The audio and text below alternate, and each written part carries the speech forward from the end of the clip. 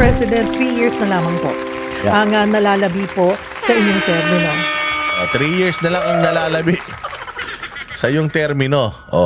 Sana nga pinag-usapan nyo man lang dito anong nagawa niya sa 3 taon. Siya hindi eh. Sabi niya, 3 taon na lang. So ibig sabihin, wala kang nagawa sa unang 3 taon. 3 taon na lang. Anong gagawin mo? Anong gagawin mo ha? Tanong sa kanya.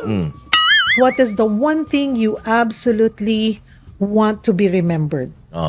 One thing you absolutely want to be remembered. Isang bagay na maaalala ka talaga nila.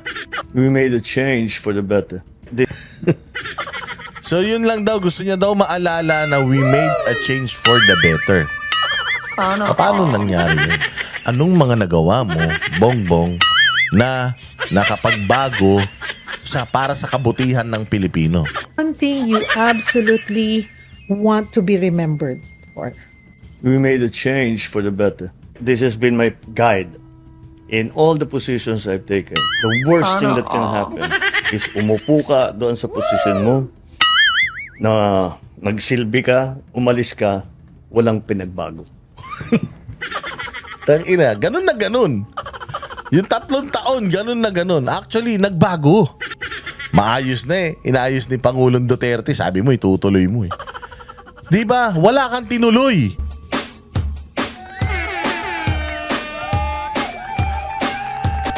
Dancing with the beat with DJ Glenn on the mix. Marcos bangag, Marcos bangag, Marcos bangag, bangag, Marcos bangag, Marcos bangag, Marcos bangag. Oy! Ano na? Magandang araw, mga banateros.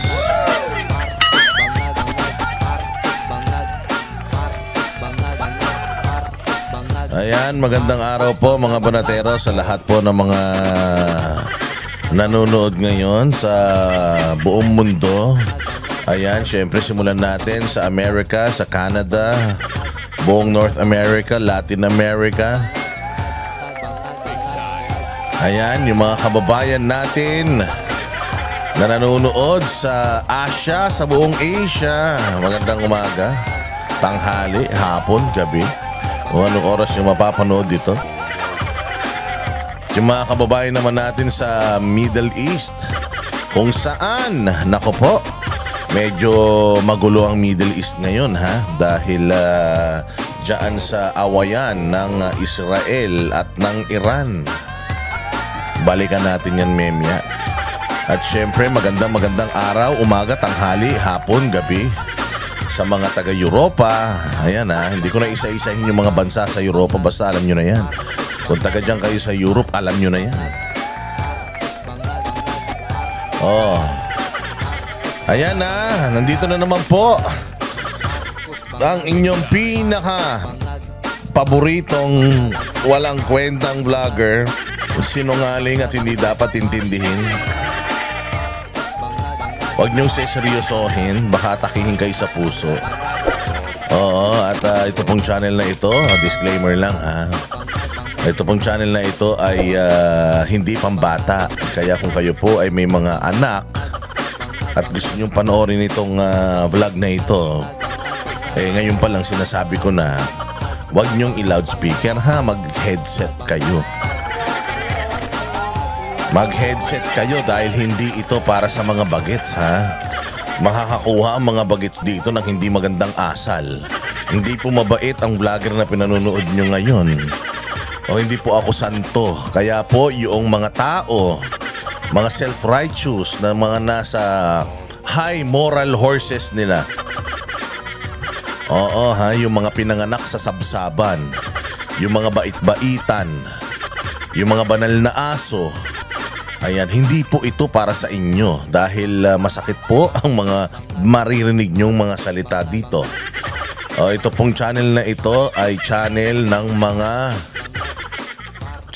mga hindi mababait, pero hindi naman demonyo katulad ng mga congressman at mga senador. At lalong hindi jablo katulad ni Romualdez at ni Bongbong. Okay, so kayong mga pinanganak sa sabsaban, ngayon pa lang mag-isip-isip na kayo dahil na maririnig nyo rito. Oo, dahil hindi po ito ang channel ng Santo Papa. Ito po ay channel ng Mariril Talk ka. Totoong nangyayari sa bayan pero hindi mo dapat intindihin. Oh ha. So disclaimer lang, yung mga ayaw sa mga mura dyan, wag na kayong manood kasi sabi nila madami ka masyadong mura. Natural. Ang boses na ang binibigyan ko ng boses dito sa channel natin ay yung mga taong gigil na sa gobyerno. Meron ba namang gigil na sinasamba ka pa? Tanga ka ba? So dito mumurahin natin ang lahat ng kawatan, satanas, magnanakaw, mandurukot, mambubudol, adik, bangag, pusher, lahat ng mga nasa gobyernong walang ginawa kung hindi magpalaki ng bayag, sustentuhan ng mga anak sa labas, mga kabit na malalandi, gamitin ang pera ng taong bayan para sa kapritsyo, pagmamalabis sa kapangyarihan, pagkitil sa malayang pagpapahayag. Oo, yung mga bait-baitan, mga demonyo naman, mga Judas naman, mga Barabas naman, mga putok sa buho, mga inutil, mga switik, mga ipis at garapata sa gobyerno. Pasasakitin natin ang mga puso, atay, balumbalunan, kasukasuan, kaluluwa, pati pamilya ng kapitbahay nila. Idamay natin. Another day, another uratan session with yours truly, Boss D, Boss Dada TV. Maraming salamat po sa lahat ng mga nag-subscribe, bagong subscribers. Yung mga nanood nung nakaraang video natin, maraming salamat sa inyo, ha. Oo, dahil yung mga nagla-like, nag-share, importante yan. Yung mga nag-share, talaga naman. Maraming salamat sa inyo. Siyempre, yung mga nagsusuper thanks, yung mga nag-share ng kanilang hard-earned money sa ating sa ating channel. Maraming salamat sa inyo. Rest assured na ginagamit natin yan para sa kabutihan. Oo, hindi natin yan gagamitin para sa kasamaan. Oo, yun na nga nagsimula na ang pasok ng mga estudyante. Oo, pero kasi ang Barateros mamimigay kami ng ng mga school supplies ng mga bata. Oh, pero hindi naman tayo gayong kayamanan, kaya i-share lang natin ng konti yung ating blessing. Oo, kukuha tayo ng mga beneficiaries ng mga hindi pa po nakaka-avail ng mga gamit sa eskwela kasi sobrang hirap ng buhay. Siyempre, ang Banateros, hindi lang yan basta balat ng balat sa gobyerno. Meron pong gawa yan. Oo, kahit papaano, balat sa gobyerno ang tulong sa tao. Hindi sa lahat kasi siyempre, resources natin hindi naman ganun kalawak. Pero at least kahit papaano, we give back.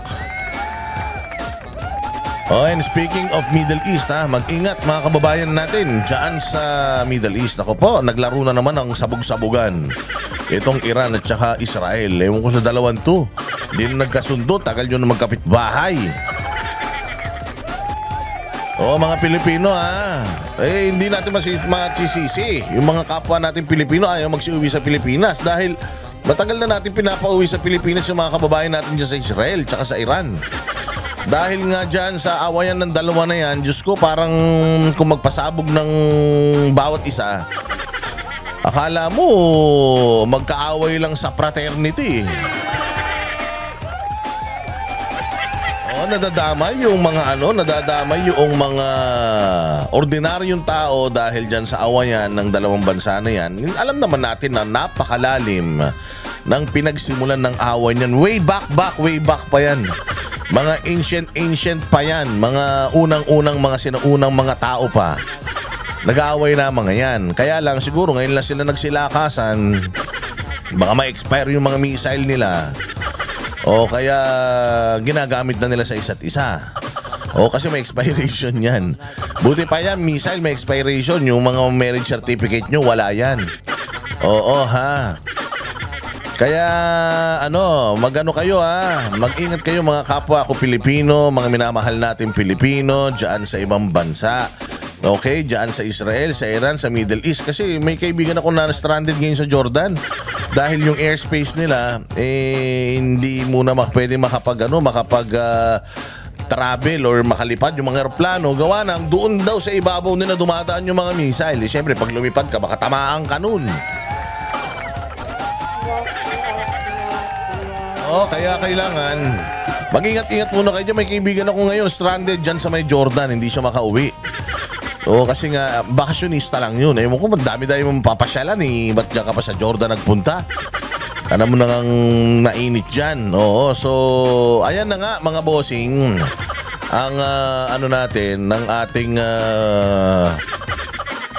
ang mga kaganapan ngayon dyan. So mag-iingat mga Pilipino. Sabi kasi umuwi na kayo, pero naintindihan ko naman bakit ayaw nyo umuwi. Kasi dyan, at least dyan, pag namatay kayo sa missile, saglit lang. Hindi nyo masyado mararamdaman. Kung dito kasi kayo sa Pilipinas, putang ina, para kayong pinapatay rito unti-unti. Para kayong kandilang inuupos nitong pamahalaan na ito. Gagasain ng mga programa sa gobyerno para yung mga Pilipino unti-unti mga matay dahil sa hirap ng buhay. Habang sila, putyang gaganda ng mga damit, singhutin lahat. Videoke, karaoke dito, concert dyan. Hindi ba? Walang ginawa kundi magpasasa, magpasarap sa buhay, lalong-lalo na yung mga mambabatas. Diyos ko po, ang pera ng gobyerno talaga naman ginagamit para sa mga pansariling kapakanan. May bago na naman nga tayong pasweldo, di ba? Yung anak ni Abante na bagong aso ni Romualdez, hindi ba? Mantakin mo pag dito ka sa Pilipinas. Hirap ang wala kang trabaho, wala kang kita. Hindi secured yung pambayad ng kuryente, tubig, internet, importante na internet pati baon ng eskwela, nagsimula na yung klase. Father's Day pa kahapon. Wala pang Father's Day. By the way, Happy Father's Day sa lahat ng mga tatay sa buong mundo. Tatay na mga talagang responsable. At doon sa mga tatay na anak ng anak, hindi naman nagsusustento. Hindi kayo Happy Father's Day ha. Hindi kayo kasali. Yung mga tatay lang na mababait ang kasali sa Happy Father's Day. Meron bang happy na tatay ka, hindi ka nagbibigay ng masarap na maayos na buhay sa pamilya mo? Lasenggo ka pa, sabungero ka pang, hayop ka. Yung asawa mo nagpapakahirap sa abroad, nagkukudgod ng kubeta, nag-aalaga ng hindi niya anak. Iniwan sa iyo yung mga anak mo. Tapos iniwan mo yung mga anak mo sa nanay nyo. Sa nanay mo. Taas ikaw, kung di ka na nakikipag-inuman, basketball ka ng basketball, di ka naman magaling. Tapos nagsusugal ka pa, kundi tong its, nagsasabong. Nag-i-scatter. Di yung maasikaso yung mga anak mo. Habang yung asawa mo padala ng pera sa inyo, ikaw yung pera pinapadala ng asawa mo. Putya, kung hindi mo isugal, ipang-inom, ang kapal ng mukha mo, ng babae ka pa. Buisit ka. Hindi para sa'yo ang araw na to. Kilala mo kung sino ka. Ikaw na walang kwentang tao, hindi para sa ito. Tsaka BBM, hindi rin to para sa'yo. Ikaw ang tatay ng Pilipinas, pero wala kang kwentang tao. Yung sinasabi ko sa inyo, ekonomiya yon ng maliit na pamilya. Yung ekonomiya ng malaking pamilya, ang tatay niyan, ang pamilya ng Pilipinas, ngayon ang tatay niyan si Bongbong. Hindi Happy Father's Day sa iyo ha. Walang masayang anak mo ngayon dito sa Pilipinas dahil hindi mo sinisecure yung pang-araw-araw na buhay ng mga anak mong Pilipino. Na supposedly, ibinoto ka ng taong bayan para sana ang mga Pilipino ay iyong matulungan, maiahon sa kahirapan. Kita mo, hindi ba? Meron ka ba nakikita ngayon sa Facebook nagkalat, Happy Father's Day kay Bongbong? Wala. Wala kang makitang Happy Father's Day kay Bongbong na mga post sa Facebook, sa TikTok, sa YouTube. Wala, lahat ng mga post na nakikita ko, puro Happy Father's Day, Pastor Apollo Kibuloy, Happy Father's Day, PRRD. Matakin mo, di ba?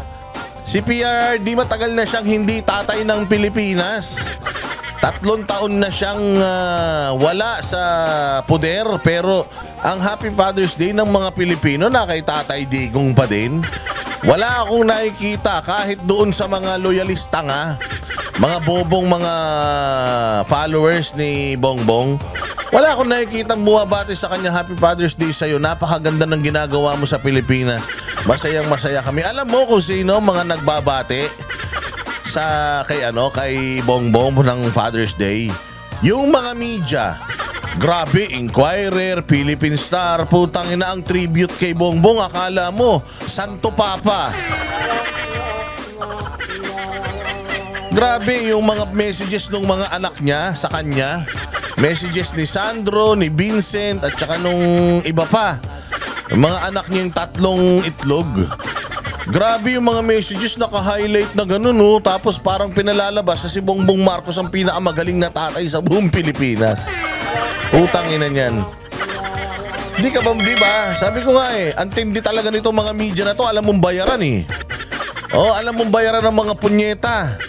Saan ka naman makakita na bakit nung panahon ni Pangulong Duterte, yung mga Happy Father's Day nila Baste, nila Pulong, at saka nung mga Duterte, inaano ba nila, hina-highlight, ginagawan ba nila ng mga ganong picture, tapos Happy Father's Day to tangina niyan.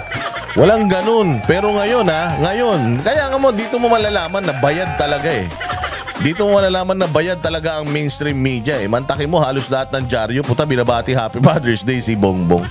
Paano? Sila lang ang naging ama lang si Bongbong sa kanila dahil putang ina busog ang mga tiyan nila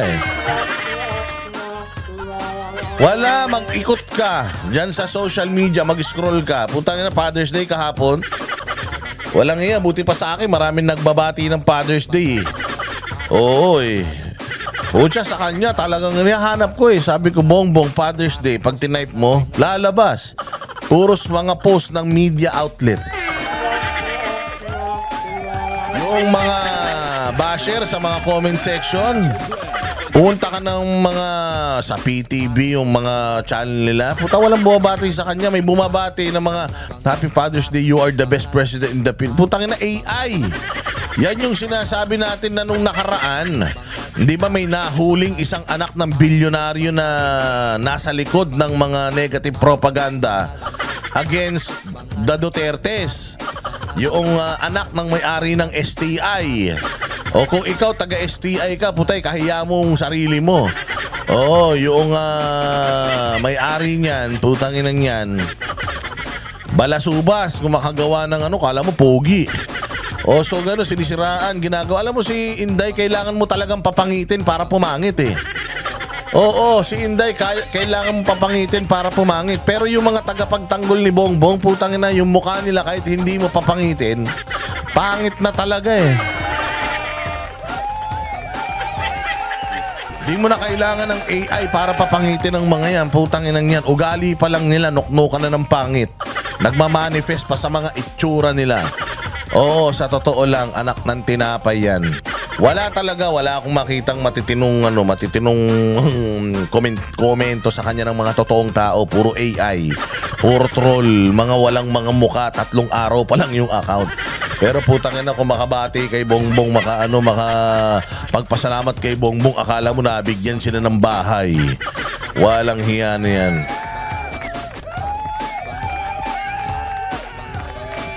Diba? Kaya Happy Father's Day sa lahat ng mga tatay. Pero yung mga walang kwentang tatay tulad ni Bongbong, mga walang kwentang tatay katulad ninyo na mga asawa ninyo nagkakandakuba na sa abroad para lang mapagtapos sa mga anak ninyo, tapos putang ina nakuha nyo pa magshabu. Kakapal ng mukha nyo ha. Hindi lang kayo nagiinom. Nagshabu pa kayo ha. Mga walang hiya kayo. Nagshabu na. Nagsugal pa ng babae pa. Anak ng kupal ka. Real talk lang. Ayan. Sige na. Magsimula na tayo sa ating palatuntunan. At ano ba ang ating pag-uusapan? Utay na talaga, sabi ko nga sa inyo, speaking of yung sinungaling na presidente, speaking of Bongbong Marcos, mga bossing, eto, pakinggan na natin yung mga, may bago na naman siyang podcast. Anak ng tinapay ka, wala kang nagagawa sa bayan, puro ka podcast. Nung nakaraan, ang nag-i-interview sa kanya si Kato Nying, na putay na, ewan ko, walang prinsipyo din yung tao na yun. Ngayon naman si Cheryl Cosim, nagkaroon ng pagkakataon para matanong si Bongbong sa kanyang mga nagawa. Lalabas yata yan alas 3 ng Lunes. Yaang kanyang podcast, re-reactionan natin yung buo sa susunod. Pero sa ngayon, meron tayong mga nakuhang clips. Mga clips lang nung highlight nung mga sinabi niya tungkol dyan sa podcast na yan. Ayun na naman, para na naman siyang pusa. Iba-iba trip ni Bongbong, no? Iba-iba trip ni Bongbong. Hindi ko alam anong tinitira nito eh. Kasi minsan, siguro, iba-iba tama niya eh. Ang tama niya ngayon, maging mabait. Ang tama niya, nung nakaraan, nung kay Kato Nying, ang tama niya, tamang sorry. Tamang tinatanggap niya ang mga kasalanan at mga pagkukulang ng gobyerno. Kaya maglilinis daw siya sa gobyerno. Putangina, siya yung dumi. Siya yung pinakamalaking kabobohan na ginawa ng majority ng mga Pilipino. 31 milyong kabobohan ang ibinigay, ang kumbaga 31 million ways of destroying your country. Yung iboto mo yan, si Bongbong Marcos, kita mo ginagawa sa Pilipinas, more than 3 years na. 3 taon mahigit na. 2 SONA na nagdaan. Utangin na yan, wala pang nagagawa. Oo, anong ha? Ha ka nang ha dyan? Oo, totoo yun. Kaya ngayon, meron na naman siyang podcast. Tapos nung mga nakaraan naman, ang trip niya, ang tama naman niya, siya naman lagi yung tama. Yun ang tama niya, siya laging tama. Tapos, putangin lang yan, basta iba-iba trip niya. May trip siyang nang buburaut siya, may trip siyang binabali niya yung mga sinasabi niya, may trip siyang kabaliktaran naman yung sinasabi niya. Iba-iba trip niya eh. Hindi ko alam kung iisa lang ang source ng sinisinghot nito eh. Kasi iba-iba ang iba-iba ang tama sa kanya. So ngayon, meron na naman siyang bagong pautot. Meron na naman siyang podcast at ito ang isa sa kanyang mga sinabi. Pakinggan yung maigi at tingnan nyo kung maniniwala kayo. Dito sa kanyang bagong mga litanya patungkol sa mga nagagawa. Nakita mo tong title ng balita, Legacy ni Pangulong Bongbong Marcos. Sige, ilagay nyo sa comment section.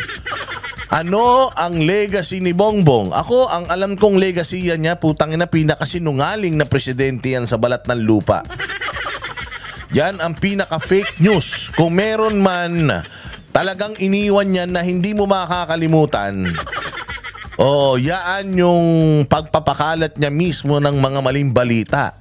Sabi ko nga sa inyo, pinaka evident na peking balita, ayan, yung hindi makikipag-coordinate sa ICC.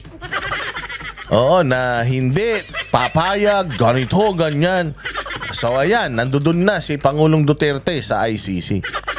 Isa pang kasinungalingan ng hayop na yan, yung flood control project niya na pinack-check ng mismong Panginoon natin, pinaulan dito. Saglit pa lang umulan, nalunod na yung mga imbornal natin. Hayop niya, para na tayong water world. Ganyan kasinungaling yan. Ano pa, yung sinabi niya na sa Kingdom of Jesus Christ, wala daw pumasok na baril. Walang human rights violations. Walang mga naganap na ganito na ganyan. Walang tear gas, walang pepper spray. Lahat wala. Maayos ang aming pagkakahandle dyan. Ano pang legacy yan ng punyeta na yan? Ang pinakawalang utang na loob na tao sa buong mundo. Bakit? Yan ang mga legacy niyan. Tinulungan ng SMNI. Noong mga panahon na ito, mga putang inang media na ito, araw-araw siyang binabanatan dahil sa kanyang kabubuhan. Mantakin mo, hindi umaatin ng debate yan dahil tanga eh. May aatin ba ng debate na ganyan? Tatanungin mo na nga tungkol sa ginagawa niya eh. Wala pang maisagot yung hinayupak na yan. Lalo na kung ang katapat niya magagaling na mga presidentiables tapos tatanungin siya tungkol sa mga bagay-bagay. Puta, walang alam. Flood control. Yung umulan nga lang ng malakas. Di alam anong gagawin eh. Nanghihingi na ng tulong sa mga gabinete niya eh. Kung anong gagawin sa tindi ng damage dyan sa Bicol nung nakaraang bagyo eh. O hindi ba, walang silbi to, walang utak ito. So itong mainstream media, lahat binabati ko sa kanila, tatay mo magnanakaw, tatay mo mas murderer, ganito, ganyan, never again, di ba? O so anong ginawa? Di ba, tinulungan siya ng SMNI. Gumawa ang SMNI ng isang debate na maayos para sa kanya. Ang laki ng ginastos ni Pastor Apollo Kibuloy doon. Ang dami niya pandalang chuwariwap. Tanginan yan, ang dami-dami niyang dalang entourage, pinalamon lahat yan. Ang ginawa pa ni Pastor Apollo Kibuloy sa kanya, pinagamit pa yung kanyang resources, pinagamit yung mga kanyang bagong Pilipinas sa Mindanao. Pinagamit pa yung bus. Lahat, talagang nakasunod sa kanya lahat ng media ng SMNI para lang maikampanya siya at matulungan siyang manalo. Anong ginawa ng punyeta pagkatapos? Pagkatapos ang ginawa ng punyeta, pinatrabaho kaagad dito si Pastor Apollo Kibuloy. Bumunta lang ng Amerika, pagbalik, putang ina, ganyan na ginawa. Bigla na nagkaroon ng mga hearing, kaliwat kanan, bigla nang binuhay yung mga kaso. Tapos, putya, siya pa mismo nagsasalita. Meron pa siya mga sinasabing bula ang propeta, putang ina niyan. Hindi naman nakikinig sa preaching ni Pastor yan. Noon naman, tuwan-tuwa yan. Lahat ng mga mukha niya nandoon sa wall ng KOJC kung saan sino-sino yung mga politiko na bumisita sa kanila. Puta, ang dami niyang beses nagpunta ron na tumingi ng tulong kay Pastor Apollo Kibuloy. Ganito pa ang ginawa niya kay Pastor Apollo Kibuloy. 6,000 pulis, 16 days pinapasok niya dyan sa compound. Para gusto kubkubin yung lugar. Dahil maganda yung kingdom, gusto nilang ariin. Dahil napakaganda ng mga properties ng KOJC, gusto nilang ariin. Putang ina mga magnanakaw. Hindi nyo ba kayang magpundar niyan para sa sarili nyo? Ang dami-dami yung pera. Ang ninakaw ng tatay mo. Grabe ang ninakaw ng tatay mo sa bayang Pilipinas. Putang ina, hindi nyo kayang magpagawa niyan sa sarili nyo? Gawa nga ng Kingdom of Jesus Christ, makuha nila yan sa dugot pawis nila, tapos gusto nyo kunin nyo lang. Kakapal ng mukha nyo. Ano pang legacy nitong hayop na to? Katraidoran kay Pangulong Duterte. Matapos tulungan ni Inday Sara na maging presidenteng hayop na yan, matapos na ipalibing yung kanilang tatay, anong ginawa kay Pangulong Duterte? Hindi ba? Itinapon si Pangulong Duterte doon. Lahat, buong mundo alam na gobyerno natin ang nagsuko kay Pangulong Duterte. Di ba? Dahil nagpabuyo ang gobyerno natin sa mga komunista at makakaliwa na kalaban ng mga Duterte. Kala nila magtatagumpay sila, hindi. Unti-unti na po silang nakakarma at matatapos na unti-unti itong paghihirap ni Pangulong Duterte dyan. Mamaya pag-uusapan natin yan. So, kung may legacy na iniwan si Bongbong Marcos sa bayang Pilipinas, yan ay ang pighati, kabwisitan, kadimonyohan, kawalang utang na loob, o kasinungalingan. Yan ang kanyang legacy. 3 years, anong ginawa niyan? Wala. May tulay, may tren. Merong bagong may mga bagong linya yung tren natin. May mga ospital na naipatayo, may mga eskwelahan na naipatayo. Walang nagawa yan sa loob ng 3 taon. May tuloy-tuloy bill project. Puta, ano yung ginawa dyan sa may yung Pasig River? Yung pinaganda, pinalagyan ng mga ilaw, nilagyan ng tinapal-tapalan yung mga para maganda pagtambayan. Mahilig kasi kayo tumambay eh. Kaya pinagaganda nyo yung mga tambayan. So hindi ba pinaganda nila yun dyan sa may Maynila? Nag-opening nung nakaraan. Ang ganda nga nung mga ilaw. Tangina sa umaga, ang dumi-dumi nung ilog na yan. Pwede ka mag-swimming dyan? Hindi. Punta pag tumambay ka dyan, masisinghot mo yung amoy nung amoy nung Pasig River na pagkabaho-baho. So yun ang inuuna nila, pinaprioritize nila yung mga ganun. Kasi nga, tambayan. Mahilig sila tumambay. Parang tumatambay lang sila. Diyan sa Malacanang, anong ginagawa nila? Parang kay standby lang. Oh, nag-aantay na lang. Pagkagabi, inaantay mag-umaga. Pag umaga, inaantay maggabi. Oh, ganun lang. Wala namang talagang ginagawa. Ano bang, sige nga, lagay nyo sa comment section anong ginawa. Anong mga nagawa. Putang na yung expressway sa norte. Di ba, probinsya na nila yan. Alam mo, dapat hanggang ano yan, hanggang La Union. Hanggang La Union yung expressway na yan. Nahinto na dyan sa Rosario. Hanggang Rosario na lang. Panahon ni Pangulong Duterte, ilang ano yan, natapos yan ni ano. Natapos yung mga exit na yan. Ngayon, wala na naman. O hindi ba, ngayon problema na naman sa right of way kasi nga walang political will yung hinayupak. O kaya ang legacy niya. O yung mga ganyan. Ano pa? Anong mga nagawa? Ilagay nyo sa comment section. Bilis, i-content natin. O mag-isip kayo ng ano pang mga nagawa. O sige kayo kung may naisip nyo nagawa niyang kahayupan sa bayan, ilagay nyo din dyan sa comment section para mabasa nila kasi baka sabihin nila hindi tayo nagsasabi ng totoo rito Yan ang ginawa niyan. Tumaas ang krimen. Hindi ba? Tumaas ang krimen. Dumami na naman ang drugs. O, di ba, tuwan-tuwa sila. Ang dami daw nilang nahuling drugs. Pinakamarami daw drugs na nahuli nila sa tanan. Sa tanang history. Oo. Pinakamarami talagang droga nung panahon niya. Nung panahon ni Pangulong Duterte, wala na halos nahuhuling droga. Ngayon, ang daming drogang nahuhuli. Magugulat ka, walang nahuhuling drug lord. Walang nahuhulit nakikita ng drug. Meron kang nababalitaan ngayon na nahuling drug lord.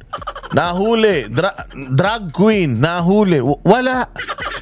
Wala kang makikitang ganun. Wala kang maririnig.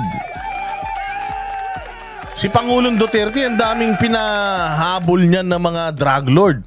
Di ba nga, si De Lima nakulong pa nga O hindi ba, pinababalik nga sa kulungan ngayon dahil mali yung pagkakakwit sa kanya O hindi ba, tapos mga mayor nagsitakasan.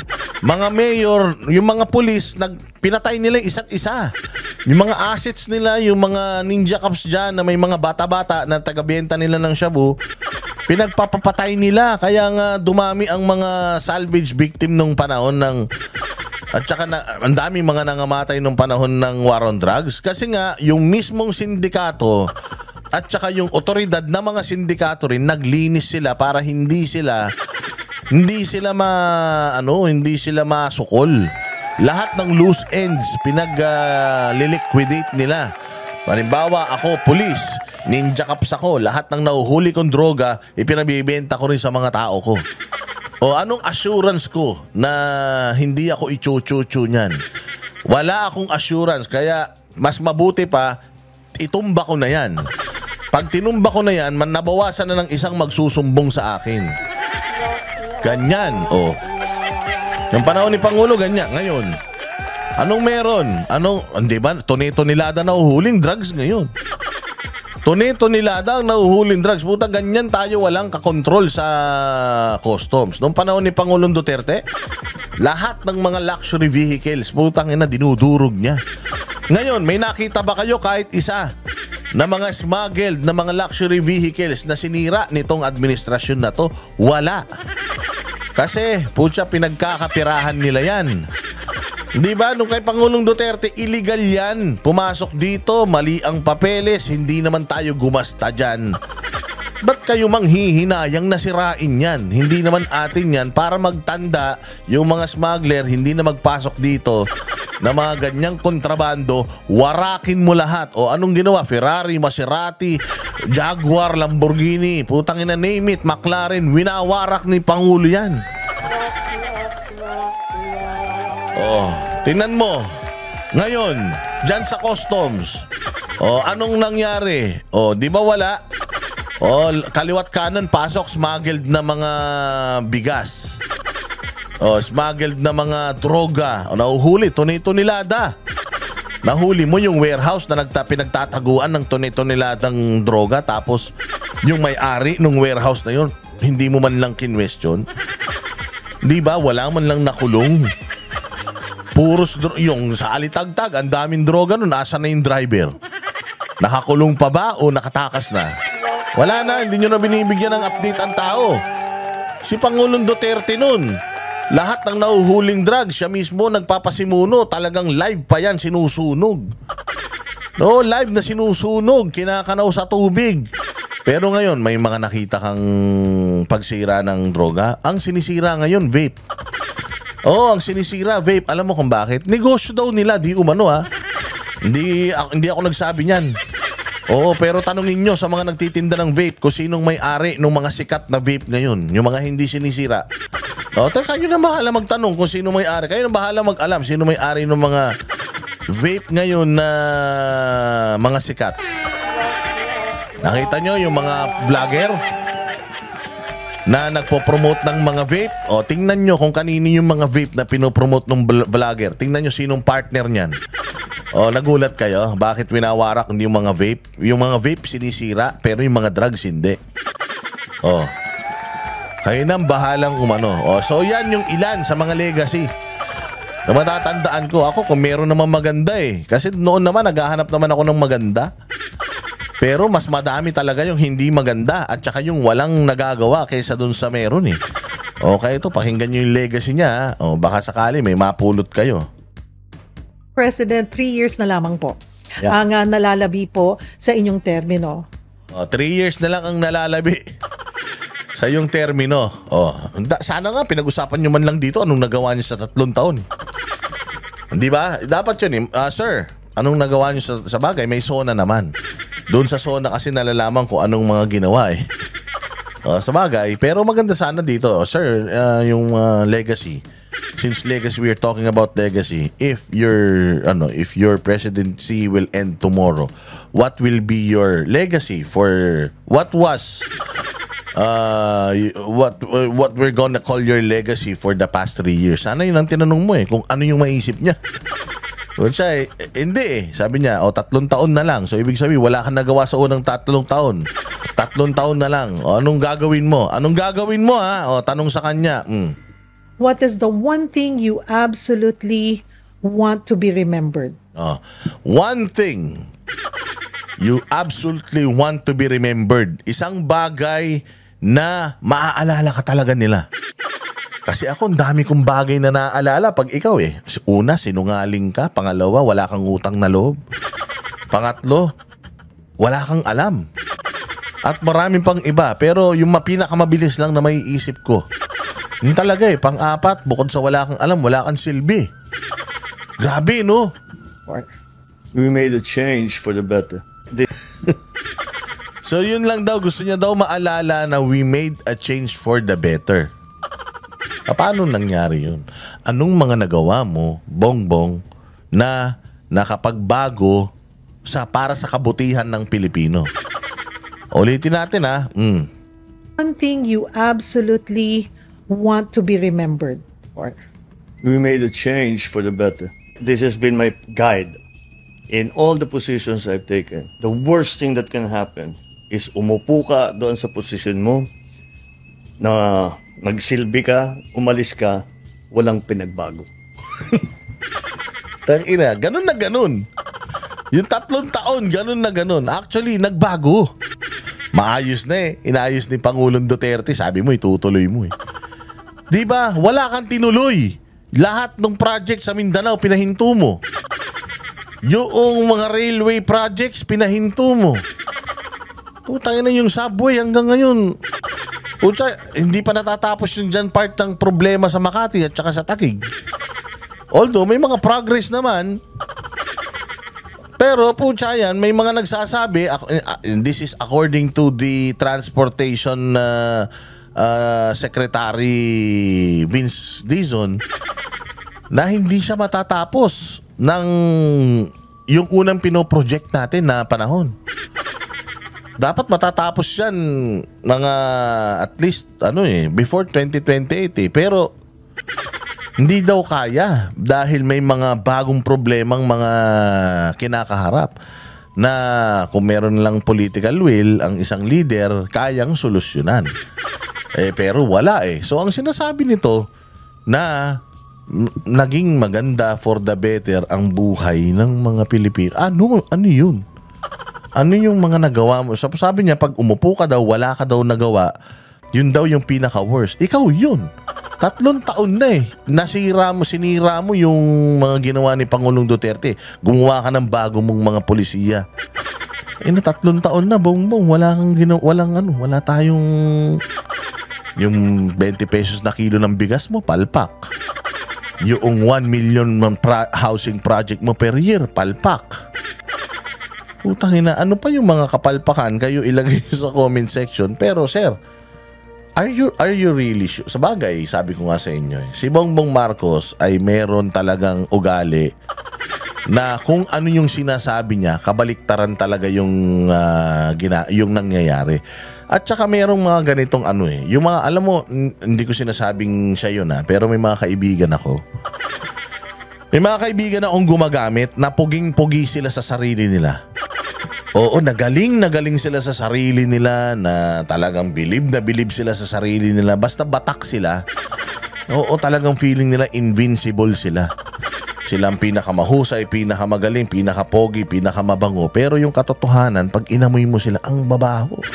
Yung mga adik, hindi naliligo yan. Ang babaho ng hininga niyan. Oo, dahil yung mga chemical so may mga ganun akong kaibigan na talagang feeling nila, sila talaga yung pinakamagaling. Basta batak na batak sila. Hindi ko sinasabing batak siya, pero bilib ako sa kanya kasi alam naman niya sa sarili niya na wala siyang ginagawa, wala siyang nagawa, wala siyang nasimulan, wala siyang natapos. Pero putya, para sa kanya, ang galing-galing niya. Anong ibig sabihin yan? Di ba?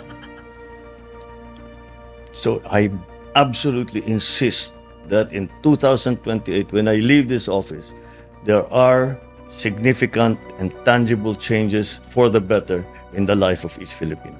Oh. Naniniwala ba kayo doon? Ako hindi Pero kayo, kung naniniwala kayo, ilagay nyo sa comment section. So, yun ang pangako niyang bago daw siya umalis or pag alis siya sa 2028. Ang tanong nga, abot ka ba 2028? Pag alis daw niya ng 2028, sigurado daw siya na mayroon siyang nagawang tangible at saka significant. Yung mga words na ginagamit niya, highfalutin. Kasi nga, magaling to, articulate to. Mahusay man to sa sa pagsasalita ng English. Pero pag tinignan mo, totoo ba yung sinasabi niya? Totoo. Sabi ko nga sa'yo, binigyan ko na kayo ng mga example kanina. Yung sinabi niya na ang ekonomiya ng Pilipinas maganda. Sinabi niya na safe na Pilipinas. Lahat yan mali Di ba sinabi niya na flood control projects, lahat yan sumablay. 20 pesos kilo ng bigas. 1 million housing project per year. Ano pa yung mga ipinangako niya na pagkarami-rami? Wala naman ginawa. Hindi ba? Nakaraan? Gusto na willing makipagbati sa mga Duterte, pero binali din niya. Di ba? Nitong nakaraan, hindi daw siya makikialam at ayaw daw niyang makialam sa impeachment, pero ang dami niyang mga statement na willing daw siyang makipagdialogo pa sa mga congressman at senador para lang magkasundo sila. Magkasundo saan? Sa impeachment. So, ito nga yung tao na may reputasyon na even if alam mo for a fact na Biyernes ngayon, pag sinabi niya na today is Friday, if a fact check mo pa, titingnan mo pa tripleng beses yung kalendaryo mo sa cellphone, kalendaryo mo sa bahay, para lang mapatunayan mo kung nagsasabi ba siya ng totoo, hindi. Ganun, kabado ka na sa kanya. When he says something, yung opposite yung nangyayari.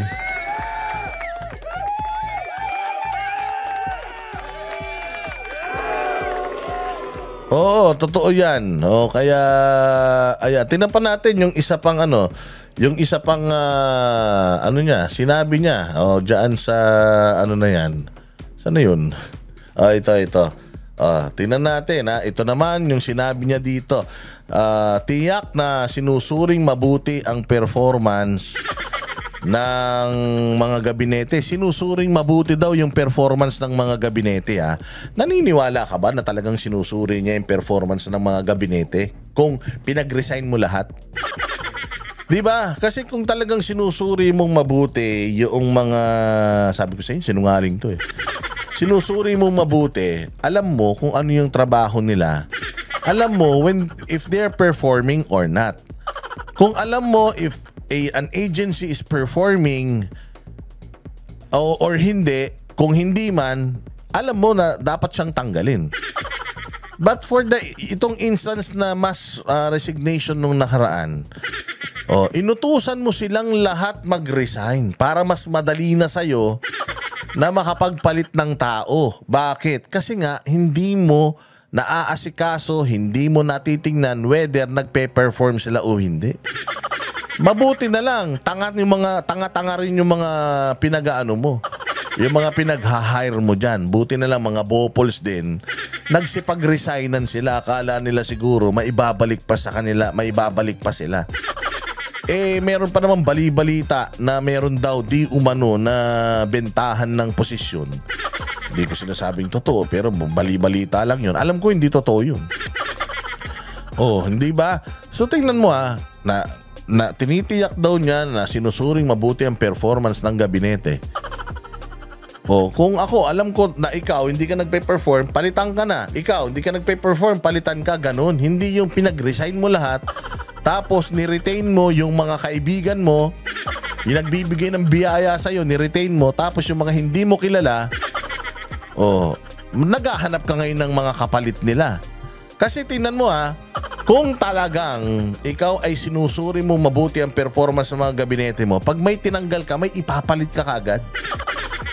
But for this instance, wala siyang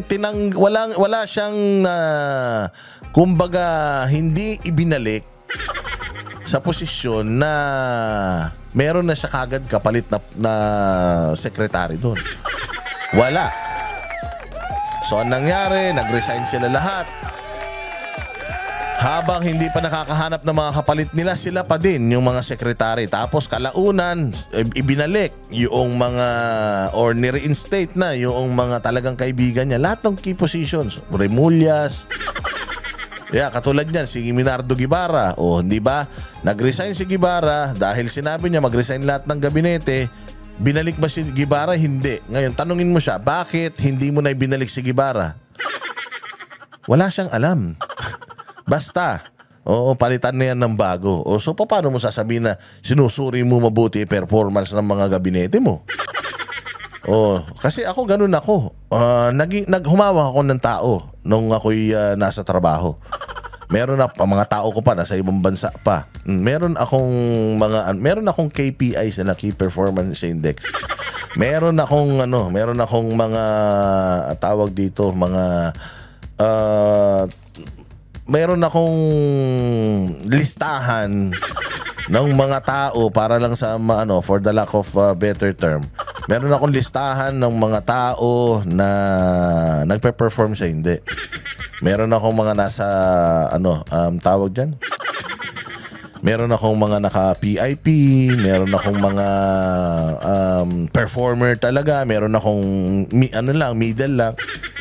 So ikaw bilang isang boss, yung pinaka-bottom, yung nasa bell's curve ba yan? Nasa bottom.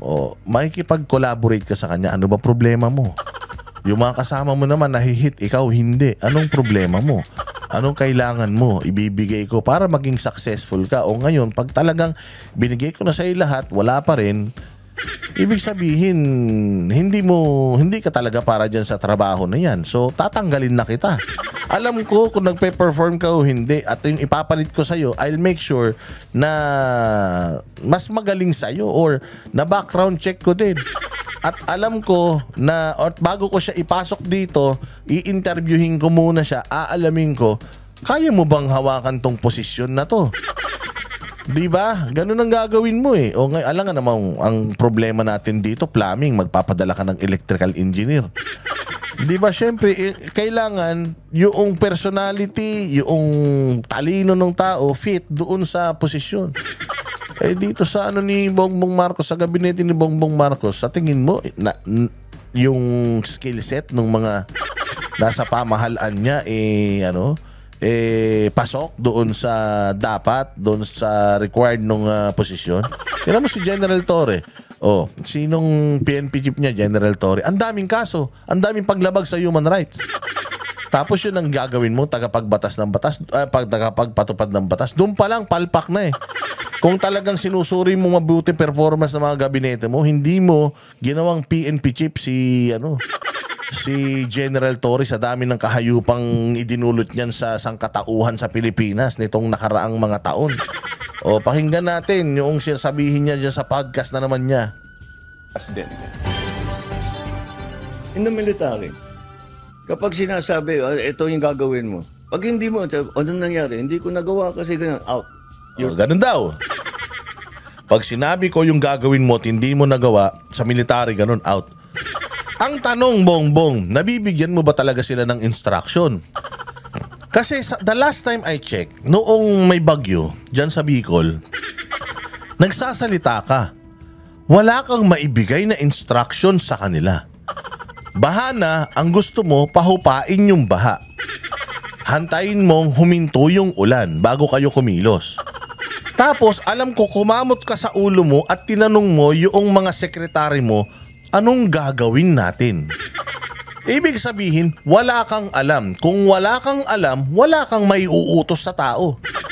Kung itong ahensya na ito in the first place, hindi mo alam kung paano ang function niya, wala kang instruction na may ibibigay sa kanya. Tama o mali? Oh, so, paano mo ngayon? Paano mo masusuri yung kanilang performance kung una sa lahat, hindi mo alam kung anong trabaho netong isang na to. Isang ahensya na to. Relief next. And that's what we should do. We have to be very, very strict. Look, kahit kaibigan kita, mahal kita at lahat, pero hindi mo nagagawa yung trabaho eh. Hindi naman ito tungkol sa pagkakaibigan o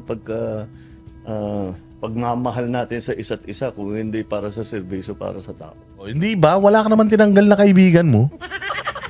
Maniniwala ako, putang ina kung may kaibigan ka nang tinanggal. O, tanungin kita, sino na yung mga kaibigan mo na inilagay mo dyan na inalis mo? Wala, si Lagdameo nandyan. Si Rimulya nandyan. Yung isang Rimulya nandyan. Si tawag dito, si dating Justice nandyan pa. Si Enrile nandyan pa. Si Recto nandyan pa. Yung sa DBM nandyan pa din. Yung sa Department of Agriculture nandyan pa din. Wala ka pang tinatanggal na kaibigan, Bongbong, tumigil ka. Si Pangulong Duterte, ang dami. Ang dami siyang mga kaibigan na isa-isa niyang tinanggal. Isa-isa niyang tinanggal hindi mass resignation. Isa-isa niyang tinanggal kasi alam niya, underperforming talaga. Sabi niya magkaibigan tayo, pumalpa ka sa trabaho, sibak ka talaga. At alam ko kung bakit kita sinibak. Alam ng media kung bakit kita sinibak. Meron akong hinihingi sa yung output, di mo na ibigay. Ikaw, tanungin mo to. O, anong output na hinihingi mo sa Department of Science and Technology? Wala to. Hindi niyan alam. Ang alam lang ni Bongbong how to be president. How to look and act like a president. Parang artista lang siya na, gaganap kang presidente. Sige, kailangan suklay presidente ka, tayong presidente ka, bihis presidente ka, may mga bodyguard ka with all the luxury, may mga sasakyan ka na sasakyan ng presidente, pupunta ka sa isang lugar, kakamay-kamay ka. Para ka lang artista, pero pag inalam mo talaga kung yung ginagawa ba niya pang presidente, hindi. lahat ng mga plano niya, projects niya, wala siyang nagawa Hindi niya nga alam paano niya gagawin. Sabi ko nga sa iyo, ang Pilipinas is typhoon stricken na bansa yan. Tropical tayo, ibig sabihin mainit, humid. Tapos lagi tayong dinadaanan ng bagyo. Simula't simula pa. Panahon pa ng mga ninuno natin, ganyan na ang Pilipinas. Mantakin mo, pag upo niya, bumagyo. Hindi niya alam anong gagawin sa baha. Hindi niya alam anong gagawin kung paano, kung saan, sinong uunahin pagdating sa relief operations. Sakay ng helicopter yan. Inspect lang ng inspect yan.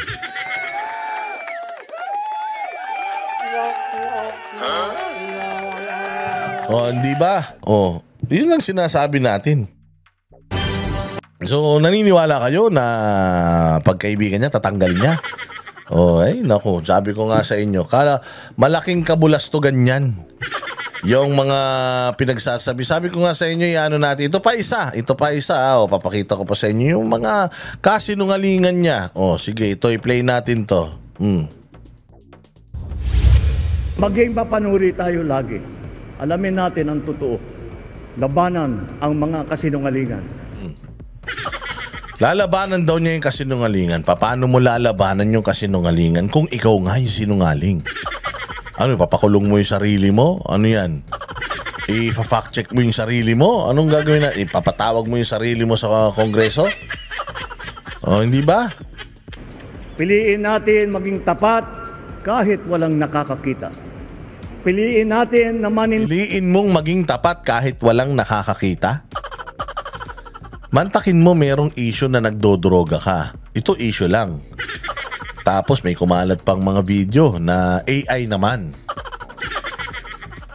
Oh, ngayon, sabi ng taong bayan, sir, total naman, tapat ka sa tungkulin mo, hindi ka man siguro addict, bakit hindi ka magpa-drug test, hair follicle test? Oh, because according to the Constitution, the public office is a public trust, hindi ba? Oh, pero anong sabi niya? Ay, hindi, I will not take the hair follicle test because it is not connected with public office is a public trust. So dapat maging tapat tayo kahit walang nakakakita. Kaya nga talagang dapat kung gusto mong maniwala sa iyo ang tao na tapat ka, na hindi ka talaga addict, magpa-drug test ka, ba't di mo magawa? Ay kung nga sa inyo kung anong sinasabi talaga nito, kabaliktaran. Tindigan, lalo na kung may nagkakamali. Kasabay nito, ibinida rin ng Pangulo ang anyay kalayaan ng mga tao ngayon na maghayag ng kanilang saloobin. Oh, may kalayaan daw ang mga tao na maghayag ng kanilang saloobin? Sabi ko nga sa inyo kung ano yung sinasabi niya kabaligtaran. Totoo ba sa tingin nyo meron tayong laya sa pagpapahayag? Kailan lang nasa Congress kami? Dahil sa mga malisyosong post di umano tungkol sa gobyerno na kami daw ay binabayaran ng Pogo at saka ng mga drug lord.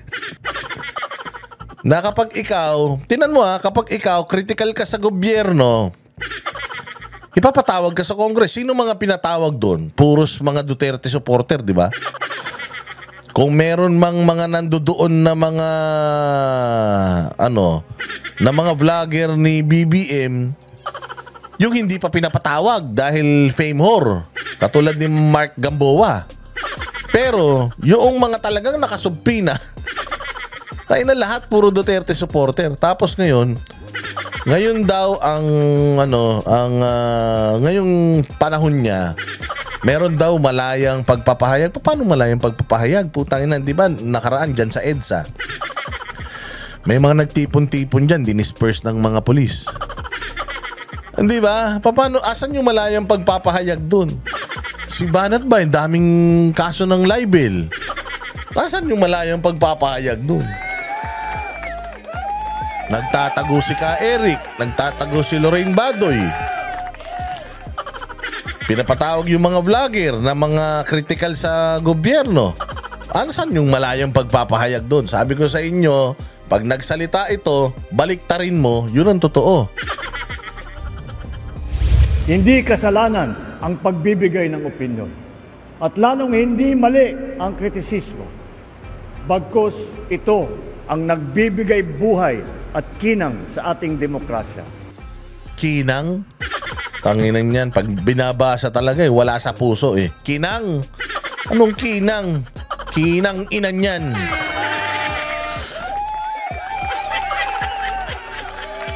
Kinang ina ka. Oh, walang hiya ka. Puro kabaliktaran yung sinasabi mo. So may malayang pagpapahayag daw ang kritisismo. Tignan mo, galing na sa presidente. Oh, kaya Tricom, makinig kayo ha. Huwag na kayong gumawa ng Tricom 2.0.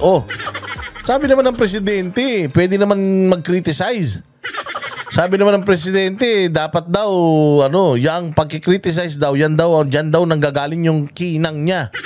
Kinang niya. Oh. Diba? Sabi ko nga sa inyo. Kakaiba talaga ito si presidente. Oh, sa lahat ng mga namuno sa bayang Pilipinas, ito talaga ang pinakasinungaling.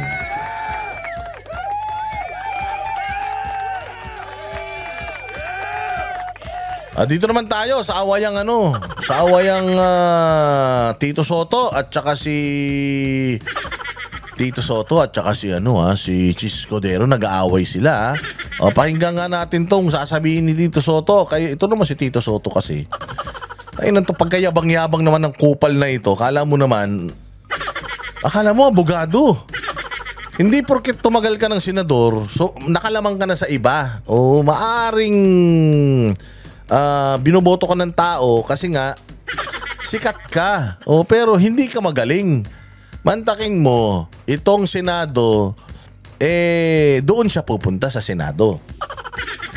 Binoto siya ng mga tao bilang senador. Tapos aatakihin mo yung bahay mo. Sasabihan mo yung mga kasamahan mo na mas magaling ka kaysa sa kanila na lumabag sila. Tito Soto, 18 versus 5. 18 utak versus 5. Isama ka na dun sa 5, 6 kayo. Di ba? So parang binabastos mo yung wisdom nung 18 na bumoto. Overwhelming yun, sir. Hindi ka pa pwedeng mas magaling dun sa 18 na yun.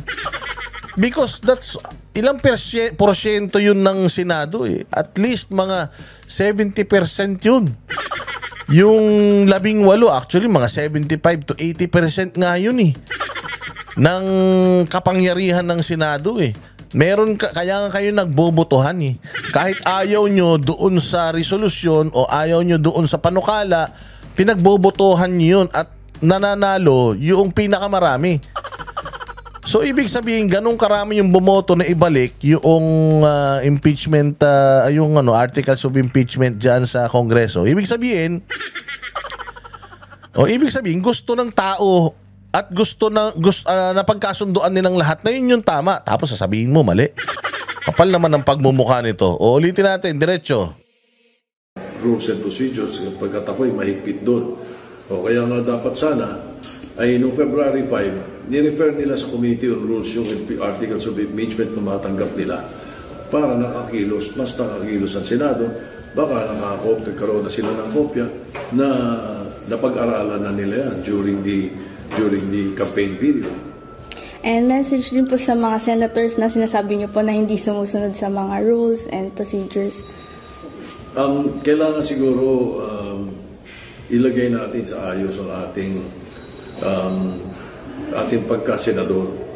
Hinalanta ng taong bayan dyan ini-expect nila na tayo ay susunod sa mga proper decorum, sa proper ethical standards, sa proper rules and procedures na dapat sundin ng isang legislator. After po, ano po ba ang kaibahan ng... So public decorum daw. So parang siya lang ang matino, siya lang ang mabait, siya lang ang matalino, hindi ba? Kasi nga naman naging Senate President na siya. Gusto niya ulit maging Senate President ngayon. Tapos ang masama pa nito, gusto pa rito maging Vice President. May pangarap. Kaya sisirain yung mga kasamahan dahil sa pangarap. Tandaan nyo nangako itong kumag na ito na yung sweldo niya ibibigay niya sa mga hindi daw yan kukuha ng sweldo sinabi niya na yun hindi daw yan kukuha ng sweldo tingnan natin baka naman mamaya panayan libre mo dahil sweldo So yan ang sinabi niya. Ito naman ang sinabi ni Chis Escudero sa kanya pakinggan nyo. Alam mo, siguro tulad kayo, hindi ko alam ang ibig sabihin ng bushwhack. Ayan, sinabi kasi nito na binushwhack daw ng mga senador yung impeachment complaint. Anong ibig sabihin ng bushwhacked? Di ba whacked is pinatay, ganon. Oh, yung bush is yung mga damuhan, no, nakatago daw sa bush. Tinry, patraidor, patago na pinatay yung impeachment. Eh, sabi nga, papanong patago na ipapatayin mo yung impeachment? Una sa lahat, naka-live naman. Tsaka, ano naman, documented naman lahat. Ang dami namang usapin, ang dami namang debate, may gusto muntik pa nga magsuntukan dahil dito sa pagdidesisyon na ito. And ilang araw ang makalipas, nag-take oath naman tayo, nag-convene naman tayo as impeachment court. Pero yun na napagkasunduan, mantakin mo 18 laban sa 5. So yun yung desisyon ng majority. Oh, ngayon kung may magsasabi na mali yung desisyon, sinong magsasabi na mali ang desisyon? Yung oposisyon. Yung hindi naman oposisyon, sasabihin tama yung desisyon. So kung merong dalawang grupo na nagsasabi o dalawang grupong magkalaban nagsasabi tama at mali, so sino ngayon ang magsasabi na tama at mali?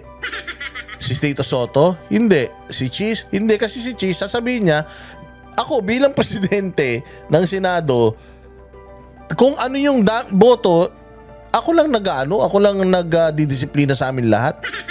Ako lang nagsisilbing pinuno, pero yung desisyon, hindi naman ako pwede makapag-desisyon mag-isa. Hindi naman ako may-ari ng puso at buhay ng mga yan. Oh, hindi katulad ni Romualdez na ako ang magiging boss dito, lahat ng gusto ko susundin nyo kasi may pera siyang pinamamahagi. Ito si Chis Escudero, hindi. Wala siyang ganun. Wala siyang perang pinamamahagi. So paano niya makokontrol ang mga yan? O kaya wala siyang ibang ginawa kundi sumunod doon sa kanyang trabaho na pakinggan lahat ng side. O tapos, may motion na ganito, may motion na hindi ituloy yung motion na yon.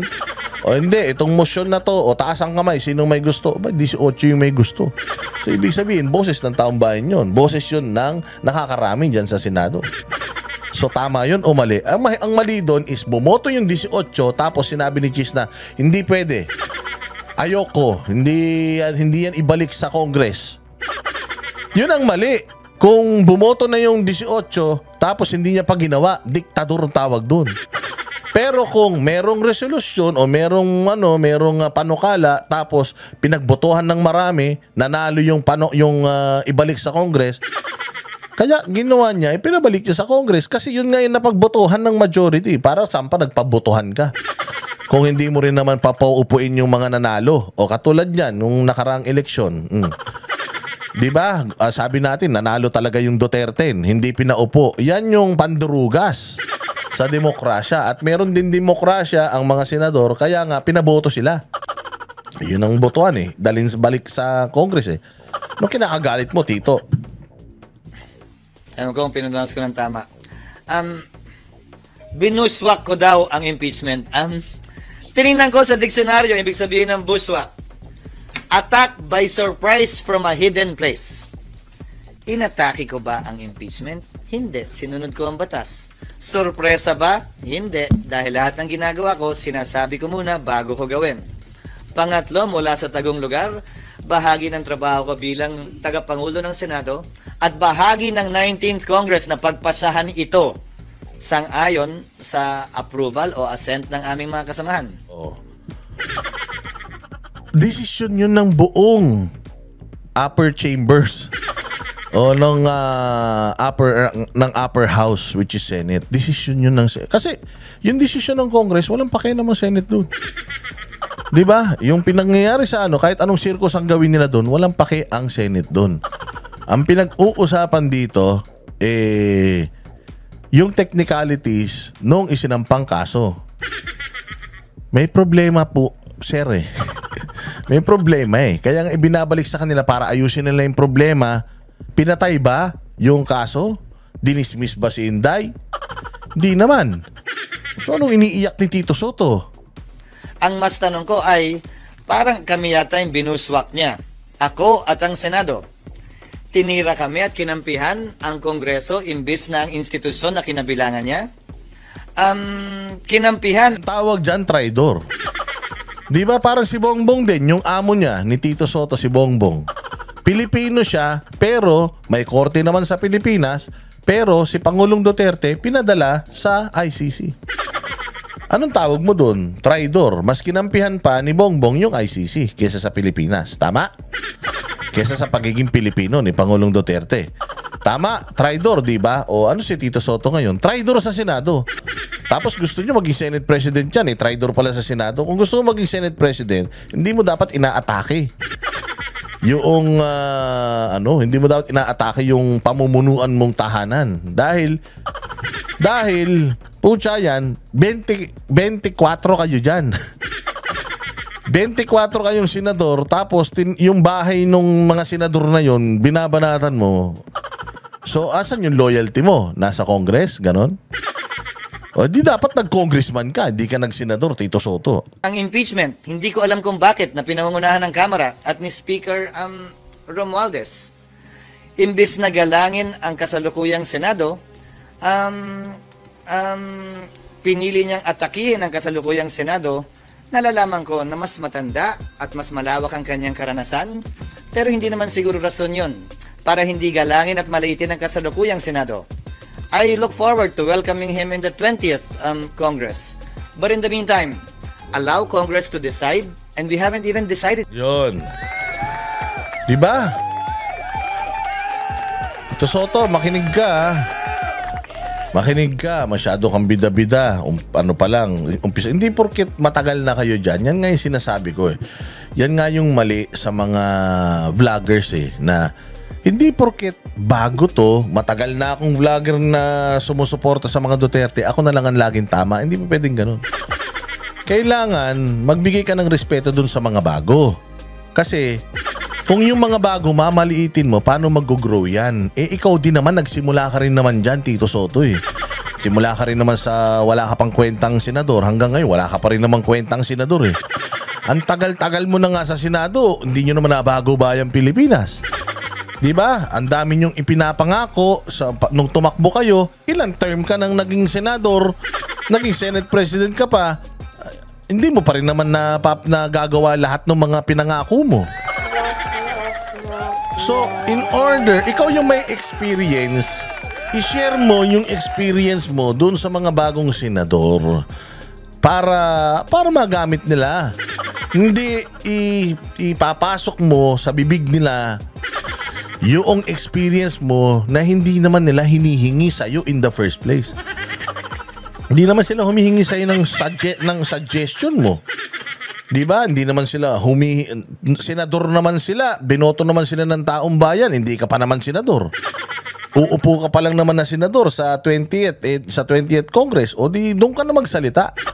Pero sa ngayon na hindi ka pa senador, na hindi ka pa umuupo, wala kang kwenta.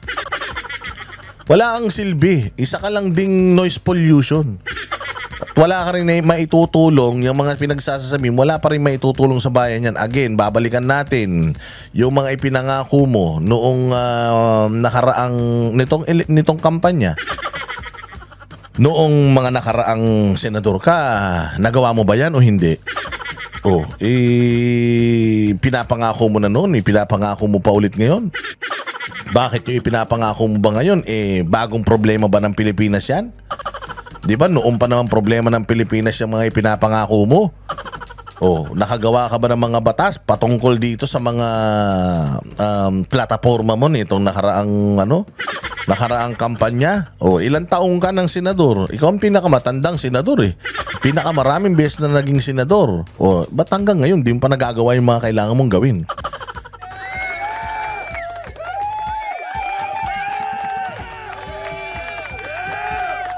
Kayo talaga masyado kayong gigil na gigil sa isa't isa. Masyado kasi kayong nagbibida-bida. Ito bago tayo magtapos, pakinggan naman natin yung sasabihin itong kaibigan nating isa ring fake news peddler. Itong babaeng ito nagigil na gigil. Gigil na gigil doon sa si Pangulong Duterte, 'di ba? Malaki yung chances na makalabas siya ng detention facility dahil ano naman siya, kumbaga pasok naman yung kanyang sitwasyon doon sa mga jurisprudence or precedents. Yung mga dati ng mga nag-apply ng interim release, pasok na pasok yung mga kondisyon ni Pangulong Duterte at even the prosecution team diyan sa Hague, which is hindi kasali tumpukin ng inento, ay umokay naman. So inaantay na lang yung mismong desisyon ng korte at saka yung rules to be followed.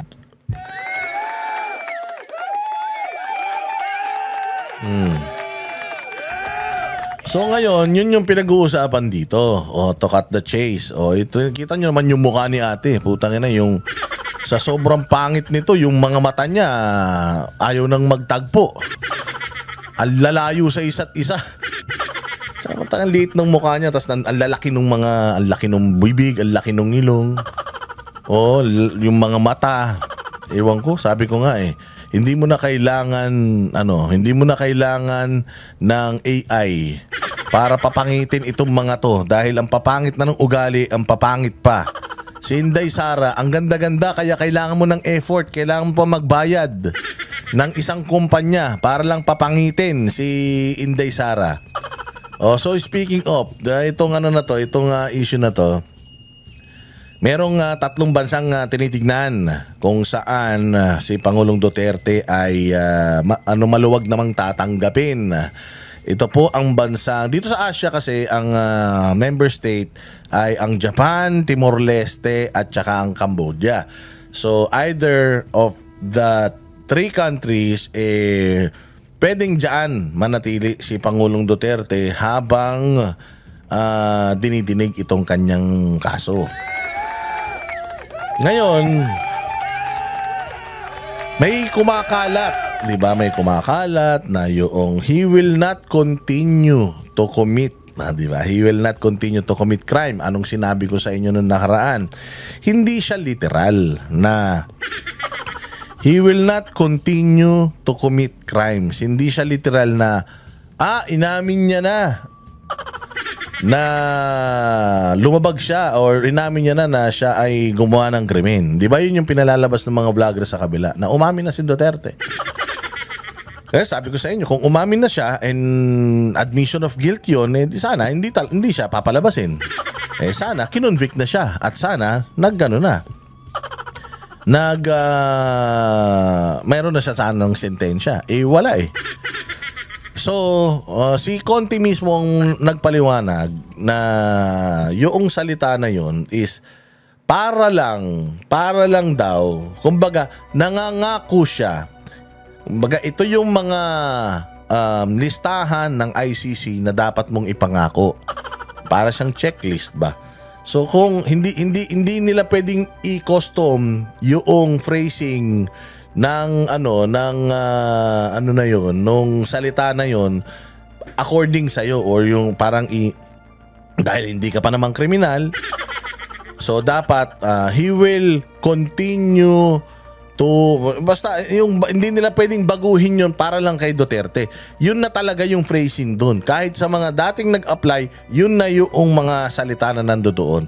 Ipinangako lang nila na una, hindi siya magiging flight risk.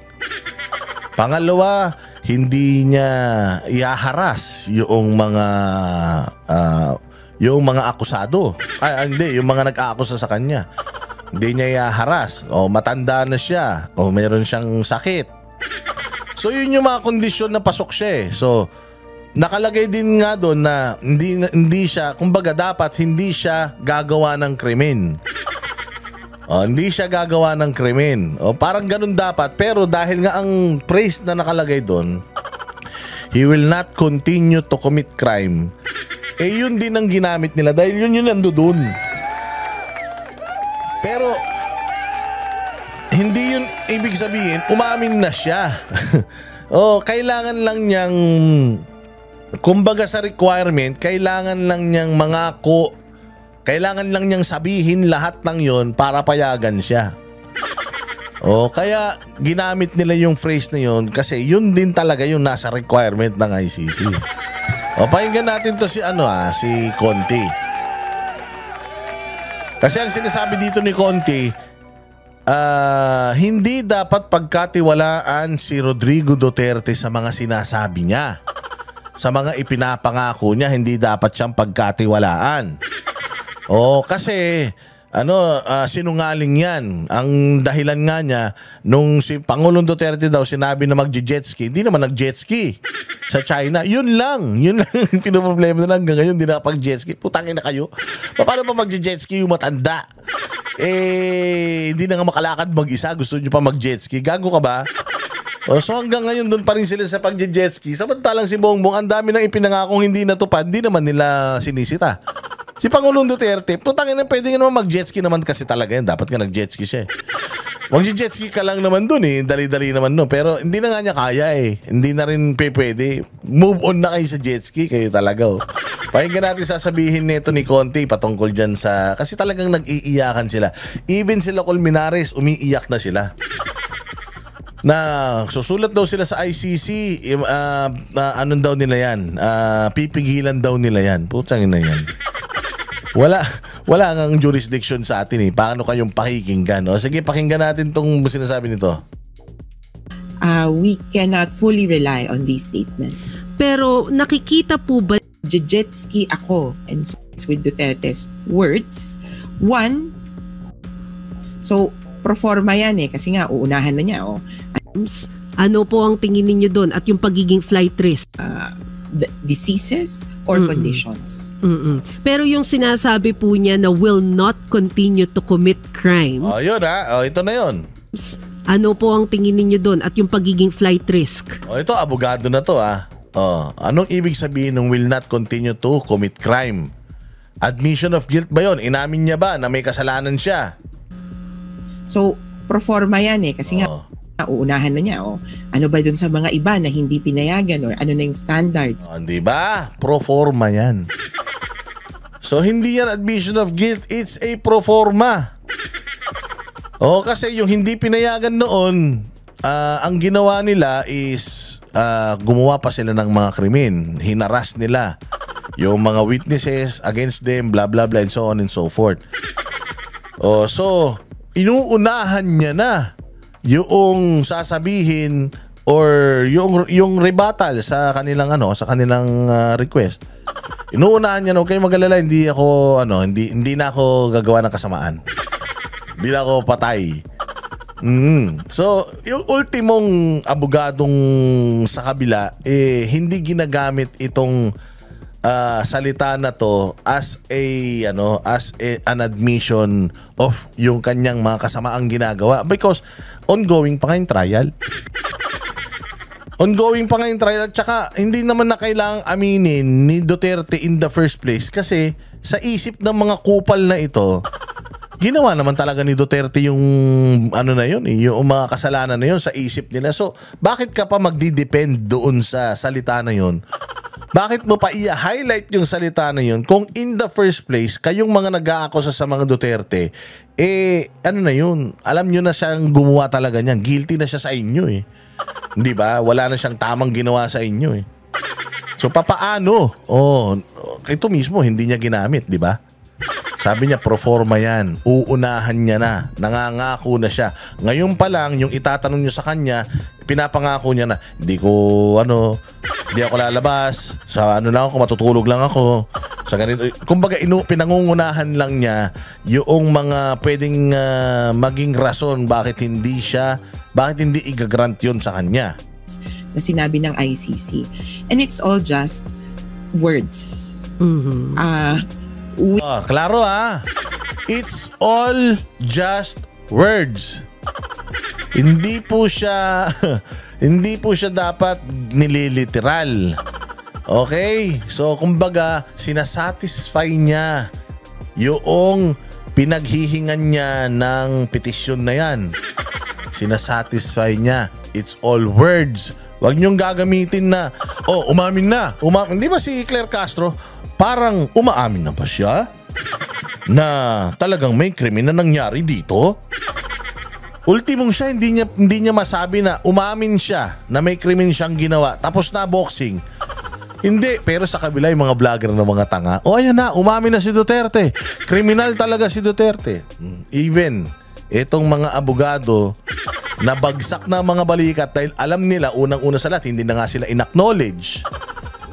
Binisto to ni Kaufman na hindi pala to part ng prosecution team. Hindi pala siya kinikilala ng ICC. So ngayon sinasabi niya, lahat yan, salita lang yan. Salita lang yan. Hindi yan, walang walang katotohanan yan. We have had a bad experience with Duterte's words. One, natutupad. Kasi, di ba, sa isang banda sabi niya, kill, kill, kill. At maraming ang namatay. Pero sa kabilang banda, hindi ako tatakbo. Mag-jet ski ako. And so forth.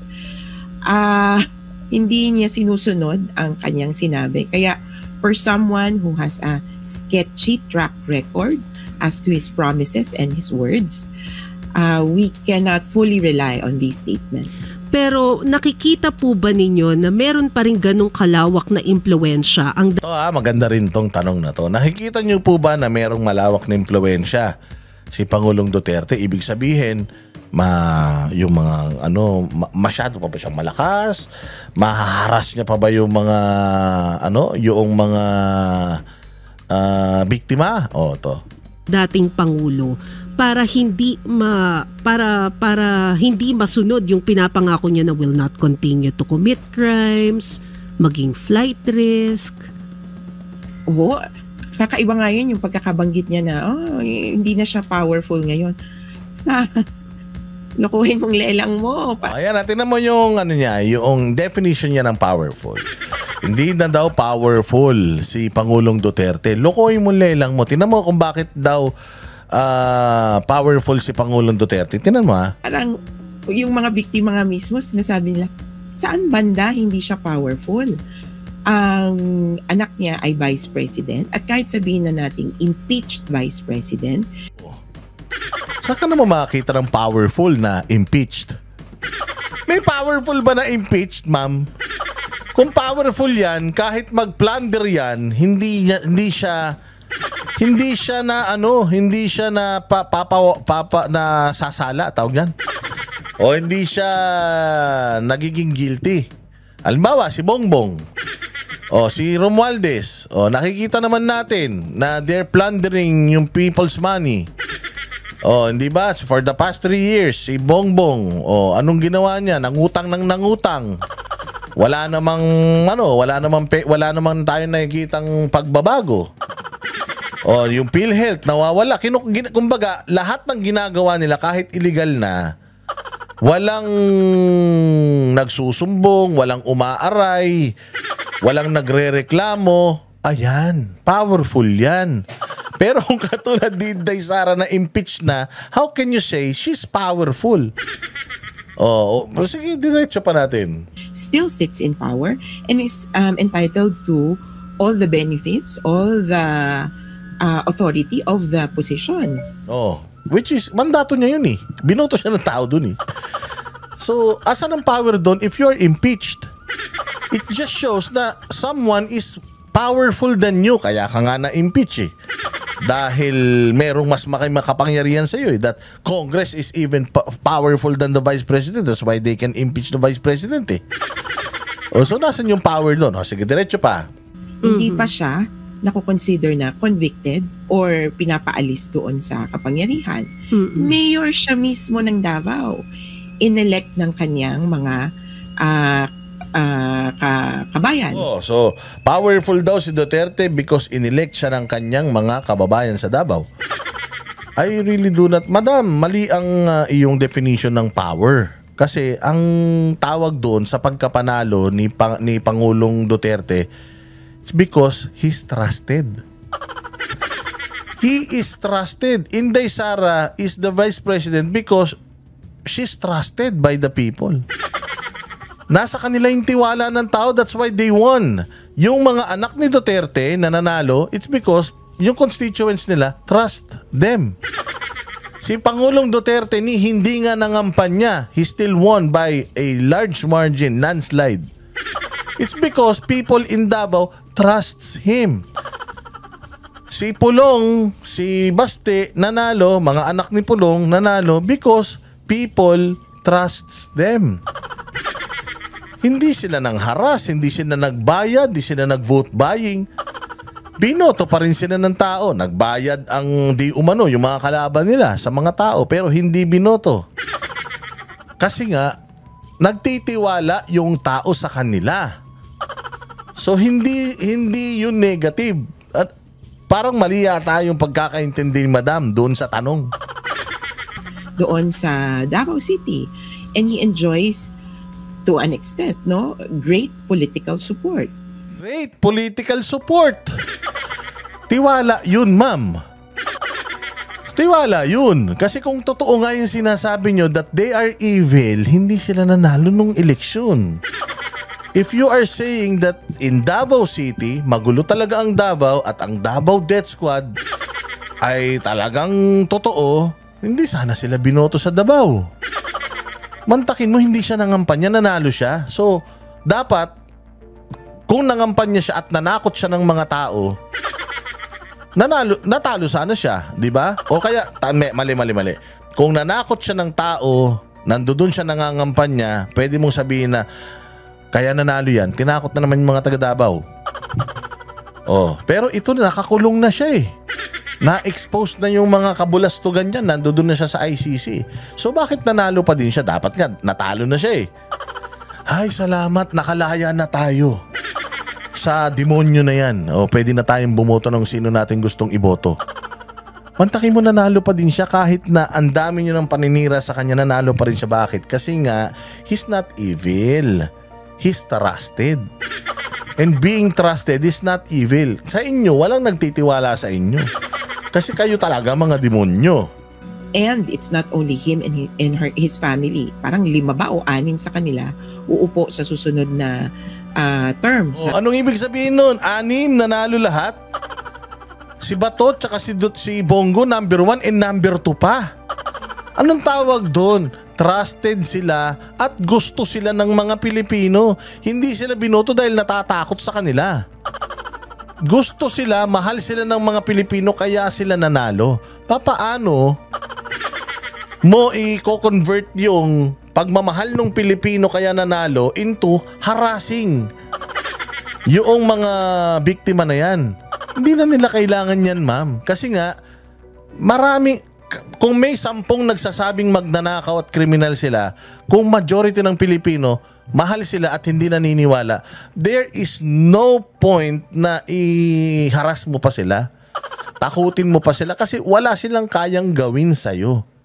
Kaya kami pinatatahimik ng administrasyon na to, pinatitigil kami bumanat sa administrasyon kasi nga madami kaming boses, madami kaming mga followers, madaming nanonood sa amin, kaya gusto kaming patahimikin. Ganun yun.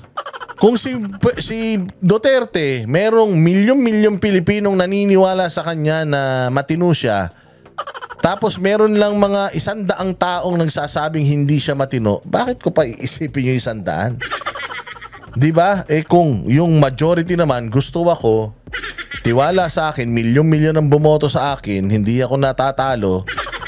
Kasi nga, mantakin mo, not once na natalo si Duterte sa lahat ng tinakbuhan niya. Simula sa Davao hanggang sa national, bumalik na ulit siya ng Davao, never pang natalo yan sa eleksyon. Bakit? May tiwala tao sa kanya. Meron bang taong pinagkakatiwalaan na nananakot? Sa June 30, ito pa, may yung mga kakampi pa niya, marami pa rin yan. Senators who are openly supporting him and ito yung curious, might probably be involved in the investigation or case in the ICC have been elected as number 1 and number 2. Mantakin mo number 1 and number 2, hindi number 11 and number 12 ba? Number 1 and number 2, ibig sabihin majority of the votes sila nakakuha. Ang boto po is tiwala. So paano? So ang sinasabi niya, now that they are in power, pwede na nilang takutin itong mga testigo na to. First off, di nga nila alam. First off, hindi naman nila kinoconsider as testigo yan eh. 43 lang eh. Yung pinag-uusapang krimen dyan sa ICC, and you're talking about what, 30,000, 3,000? Hindi nila alam, hindi nila kilala kung sino yun. And for the longest time, kung meron man dapat na nakapangharas sila, that's when they are in power. Diyos ko naman, wala nang kapangyarihan si Pangulong Duterte for the past 3 years. Kaya nyo nga siya naipadala dun eh. Dahil mas malakas na kayo sa kanya eh. Kaya lang, hindi nyo na kayang pigilan yung proseso, yung sistema na entitled siya. Dito kasi sa Pilipinas, hindi gumagana ang batas. Sa ibang bansa gumagana eh. Pasensya na kayo kung unti-unti talagang lumalabo na yung laban ninyo. Siguro, it's about time na talagang maintindihan ninyo na pagka Duterte ang kinalaban ninyo at ang Duterte ang siniraan ninyo, mismong kumbaga yung mga stars ang nag-a-align sa isa't isa para patunayan na mga matitinong tao sila. O kita mo, lahat ng mga followings nila organic, di ba? O tingnan mo yung mga nagrarally nung nakaraan diyan sa ayaw sa impeachment na yung sa pagbabalik ng Senate sa articles of impeachment. 'Di ba lahat puro sa aktivista, mga grupo, 'di ba? Bayan Muna, Gabriela, 'di ba lahat puro sa makakaliwa. O tingnan mo yung mga naggagather kay Pangulong Duterte. May mga grupo ba 'yan? Wala. Puros yan mga Pilipino talaga na pag nalaman nila na merong gathering dito, pumupunta sila on their own. May nag-organize sa kanila, may naghahakot sa kanila. Wala. They go there at their own expense, on their own, because they trust the Duterte. So yung pinakakalat nyo na naman ngayon na possibility takutin ni Duterte itong mga itong mga testigo. Una sa lahat, di nila kilala yung mga testigo na yan, di nila ino-honor yung mga testigo na yan. Wala silang pakialam sa mga testigo na yan. First off, nandito na yung kaso sa ICC. So yan ang inaasikaso nila. And ang pinakatalo nyo lang talaga dito is sa ibang bansa, yung hustisya kahit papaano gumagana. Dito sa atin, hindi talaga. Sa mga kalaban ng gobyerno, hindi gumagana batas. Pero sa mga kalaban ng gobyerno, ginagamit din yung batas. Yun ang realidad dito sa Pilipinas. Kaya nga nakakalungkot man, pero yun yung current situation natin. And nakakatuwa lang kasi tingnan that ang babait na nila ngayon, na lungkot sila, na talaga namang alalang-alala sila, hindi nyo na mapipigilan yung inevitable. Again, dyan sa ICC, yung mismong prosecution pumayag. No contest ang prosecution, nag-file ang defense, ang prosecution okay sa kanila, wala silang nakikitang diferensya, it's within his rights according to the Rome Statute. So, kung meron man hindi sumusunod sa batas dito, kayo yun. Kasi kung di-desisyonan na ng korte, umokay ang prosecution at di-desisyonan ng korte pero ayaw nyo, you will still object. O di sinong may problema? Kayo na. Kayo ang hindi sumusunod sa batas. Kaya congratulations kahit papaano sa ating mga Duterte supporters. Kahit papaano nakikita natin unti-unti nakokorek na yung mga mali. Si Bongbong Marcos sobrang laos na. Si Romualdez wala nang kinang. Yung mga makakaliwa na ilang buwan na nagbunyi, saglit lang bagsak na yung mga balikat nila. Si Inday Sara hindi pa mai-impeach. Tapos papasok na yung 20th Congress, uupo na yung mga kahit papaano magkakaroon na ng balance sa Senado at saka dyan sa Kongreso. Kahit na papaano, hindi na nila hawak yung, hindi na nila manipulated yung tatlong co-equal branch ng gobyerno. It's a working development. Sana magtuloy-tuloy. Okay? Yan. So, dito na tayo nagtatapos. Maraming salamat po sa mga nanood at manonood, like and share at subscribe po sa mga hindi pa po nakaka-subscribe. Maraming salamat po. Magandang araw.